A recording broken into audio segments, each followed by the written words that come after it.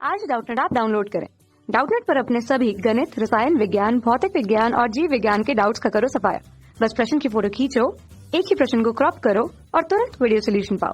अभी डाउनलोड करें। क्वेश्चन हमारे पास है अभिकथन और तर्क के रूप में। अभिकथन कहता है कि वैद्युत चुंबकीय तरंगें पदार्थ के साथ अंतर क्रिया करती हैं तथा दोलन स्थापित करती हैं जिस पदार्थ में ये प्रवाहित की जाती हैं या जिस पदार्थ की तरफ ये जाती हैं। ठीक। तर्क के रूप में कहा है कि अंतर क्रिया वैद्युत चुंबकीय तरंग की तरंग दैर्ध्य पर निर्भर नहीं करती है। ठीक है। तो अभिकथन और तर्क में क्या संबंध होगा? क्या दोनों सही होते हैं या गलत होते हैं? अगर ये सही होते हैं तो अभिकथन की सही व्याख्या क्या तर्क कर पाता है या नहीं, ये हमें देखना है। ठीक है। तो हमारे पास ये चार ऑप्शन यहाँ पर होते हैं। तो यहाँ बात की गई है वैद्युत चुंबकीय तरंग की। वैद्युत चुंबकीय तरंग में हम जानते हैं कि ऐसी तरंग जिसमें वैद्युत क्षेत्र, एक तरंग अगर होती है हमारे पास जिसमें वैद्युत क्षेत्र तथा चुंबकीय क्षेत्र एक साथ हों, ठीक है, प्लस हम कह दें तो चुंबकीय क्षेत्र मौजूद होते हैं, उस तरंग को हम बोलते हैं वैद्युत चुंबकीय तरंग। ठीक है।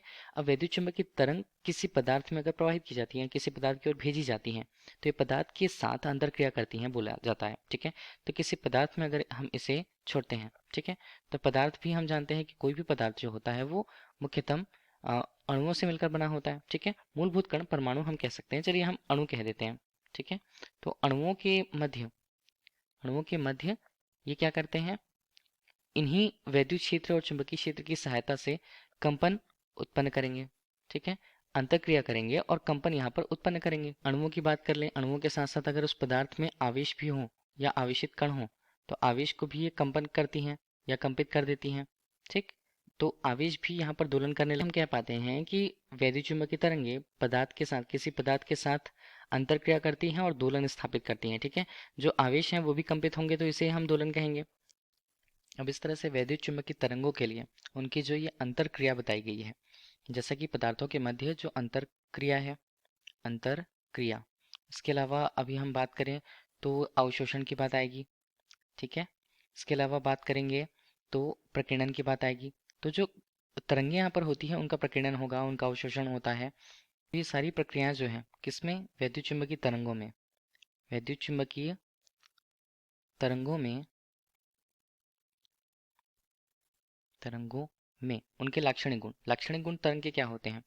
तरंग दैर्ध्य हो सकता है, उसकी आवृत्ति हो सकती है, तरंग दैर्ध्य, आवृत्ति इन पर निर्भर करती है। ठीक है। इसके अलावा जिस पदार्थ में ये वैद्युत चुंबकीय तरंगें प्रवाहित की जाती हैं तो उस पदार्थ के मूलभूत कणों, जैसा कि परमाणुओं की बात करें, परमाणुओं तथा अणुओं पर भी निर्भर करती है या अणुओं की प्रकृति पर निर्भर करती है, उनके बीच लगने वाले बल पर निर्भर करती है।